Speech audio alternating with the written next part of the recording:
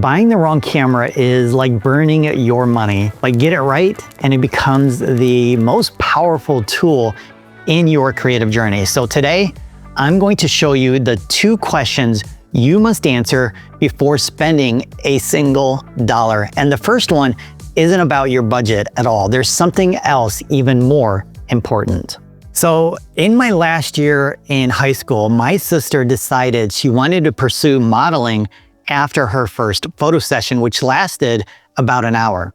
And she showed me the images to see which photos that I would like best. But I was more interested in knowing how much she paid for the service.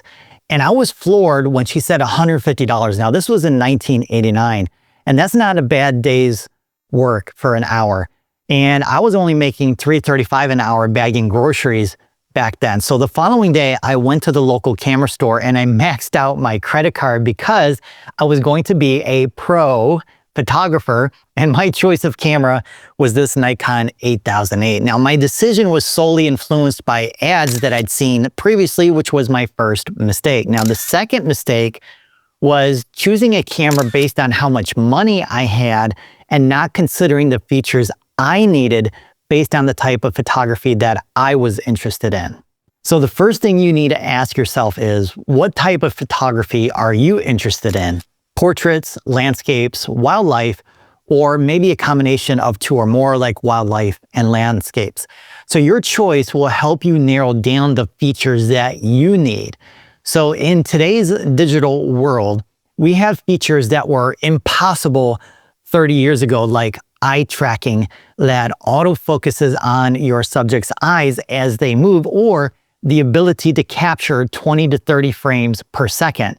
Now, if you're interested in portraits, wildlife, or sports, you might need those features. However, if you're mostly photographing landscapes, you don't need high-speed burst or even eye focus tracking. So there's no sense spending money on features that you don't need. Also, you need to consider, is this going to be a hobby, or do you want to go pro someday? If you're going to go pro, you might need more features than if it's just a hobby. Plus, build quality matters. This camera, my D300, was set up on a tripod during a wedding ceremony, and a kid ran by and knocked it over and cracked the body in 2 places. Now, because it was built with pro materials, I was still able to use it after it was cracked, and it's still usable today. However, if it was made like this camera here with plastic, then it probably wouldn't have lasted as long, or possibly not at all after that initial drop. So how much should you invest in your camera gear? Well, think of it like this. You're not buying a forever camera. You're buying a camera for this stage of your photography journey. So here's the thing. Digital cameras don't last as long as these old film cameras. The main reason is that the shutter in DSLR cameras, depending on the make and model, have a life expectancy of around 100 to 300,000 clicks before the shutter wears out and breaks. Hundreds of thousands seems like a lot, right? But it's easy to create thousands of images in a single day when you're starting out, or when you're a wildlife photographer, and you could wear out the shutter in a year or 2, depending on how much you photograph. Now, when it comes to a mirrorless camera, they don't have mechanical shutters to wear out, but a mirrorless camera has a lot more electronics inside of it. And if you've ever experienced electronics breaking, like a desktop or laptop computer, then you know they don't last forever either. Am I right? So let's break down a budget in 3 different options. So in the low range, these types of digital cameras are typically under $1,000 and include cameras like the Fuji X-T30, Canon EOS R10, and the Nikon Z30, to name a few. Now, typically, these cameras have fewer options than more expensive ones, and the build quality is not as great. However, if you're careful with your gear, they should last a few years, and the quality of the images are just as good, in my opinion. Now, in the mid-range, which is around $1,000 to $2,500, you'll find cameras like the Nikon Z6 III, Sony a7 IV, and Canon EOS R6. Now, these cameras have more options and the build quality is much better. Then in the higher range of around $3,000 and up, you'll find cameras like the Nikon Z8, Sony A1, and Canon EOS R5. Now, these have the best build quality and all the features you'll ever need. All right, let's talk about the different brands, because here's where a lot of beginners get stuck. And it's not about what I or anyone else recommends or which one gets the most hype online. For example, you could post on social media and get dozens of recommendations for one brand or another, but you might be wasting your time, and here's why. So let's say the majority of photographers recommend Canon and you decide to invest in that brand. Now, after purchasing online, it arrives, you unpack it, and you hold it in your hands for the first time, but maybe it's too small or maybe it's too big. Either way, it feels uncomfortable. Now, it's possible you could get used to it after a while, but let's say you have a friend who has a Nikon and it feels better in your hands. Well, you've probably already invested a lot of money in Canon with the purchase of multiple lenses, and now you can't switch because it's going to cost too much to make that switch. So before you invest in your digital camera, I recommend going to a local camera store and getting a feel for each of the different brands. Now, if I was starting over today, I take it even further. Back in the film days, we had brands like Kodak Portra, Fuji Velvia, and many other types of film, which all had different color science. And the same applies to digital cameras today. So I'd spend some time looking at images from different brands to see which one appeals to you in terms of the color. For example, although I love the colors created by Sony cameras more so than Nikon, I have too much invested in this brand and couldn't afford to switch. Now, another vital part of your decision making is the size of the camera sensor and the amount of megapixels. Now, just like in the film days, when your choices were 35mm, medium, and large format film, a digital camera sensor size will affect the quality of your image. And the same can be said about the amount of megapixels of the camera, and more is better. Or is it? Now, before I answer that, let's review sensor size options.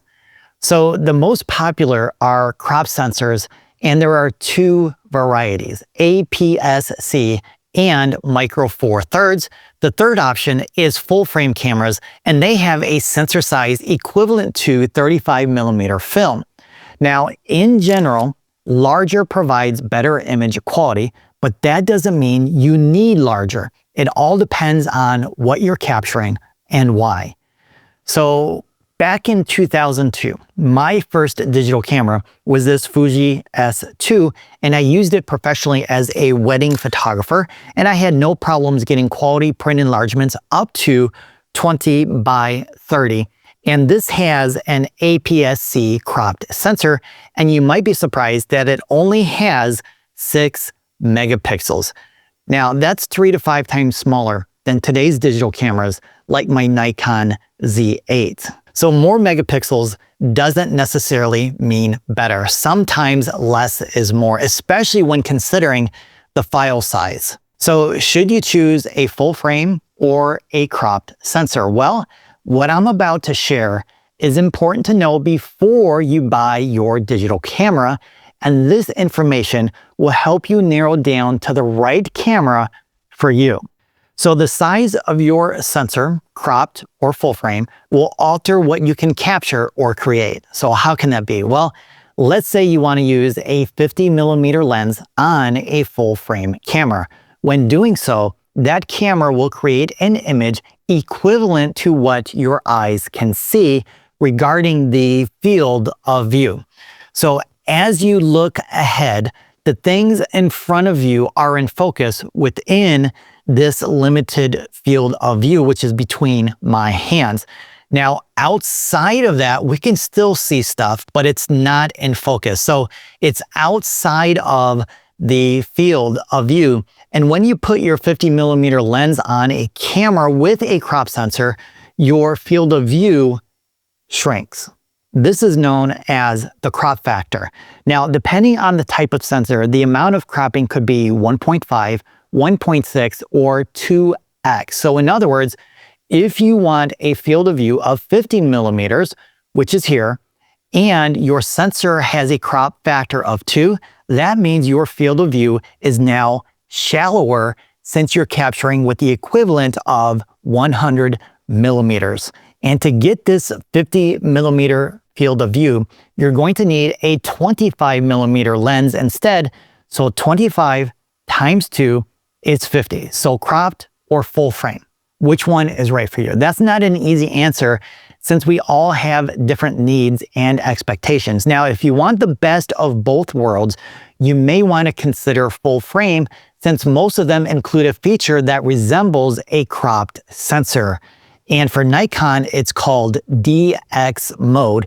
And when you switch to it, you'll get a crop factor of 1.5.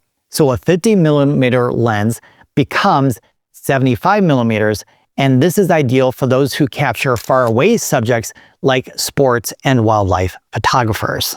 All right, so after considering everything we've covered so far, you've narrowed your camera choice to a specific brand with the exact features and the sensor that's perfect for you. But what if you don't have the money to buy that camera? Or if you do have the money, should you invest all of it? Well, let's say we give Tiger Woods a used $50 golf club. He'd probably still beat most of us in a game of golf. Am I right? So it's not the gear, it's the person behind the gear. If you can't create amazing images with a $500 camera, I guarantee you won't be able to with a $5,000 camera. So you first need to learn and master the fundamentals of photography regardless of the camera that you buy. So if you have $1,000, $2,000, or $5,000, I wouldn't recommend spending all of it yet. Not until you've practiced the fundamentals and decide that you want to continue honing your photographic skills. And that's because I've seen too many photographers take up photography as a hobby or even pursuing it as a profession only to realize it's not for them.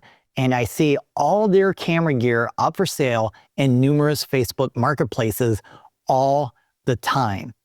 So here's what I wish someone had told me over 30 years ago. It's impossible to know what your future photography goals are going to be until you become more experienced. For example, when I started, I wanted to be a model photographer, but I failed miserably. Then I switched to landscapes for a few months, but did mostly portraits over the next 10 years, and I failed and failed again. After that, I switched to wedding photography, and I did so successfully for 15 years. It wasn't until I burned out after shooting over 500 weddings that I began spending more time outdoors, and that's when I realized I always preferred wildlife and landscape photography, and that was my new pursuit. So it took me 30 years to discover my future photography goals.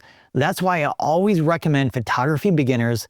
You don't need your forever camera today. You need the right camera for you right now.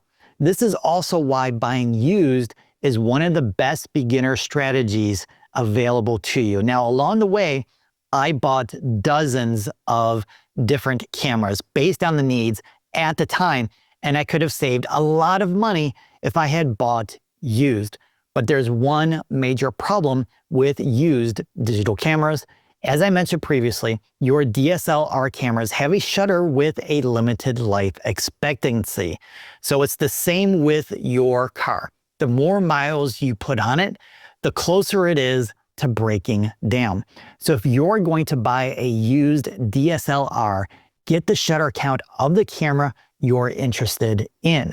Now, most sellers know how to extract the shutter count from the camera. If they don't, direct them to the link in the description below, and then they can get that information for you. Also, you want to find out the life expectancy for the shutter for the make and model of the camera that you're buying, because it's going to be different for every digital camera. And let's say it's 200,000 and the used camera you're looking at already has 150,000. Well, you might want to consider another camera with a lower shutter count unless you can get it for really cheap and you plan on upgrading in the future anyway. All right, now you have to decide on which lens to buy first. Well, there's one lens every photographer should have, since it will make you a better photographer. To find out which lens to buy first, watch this video next.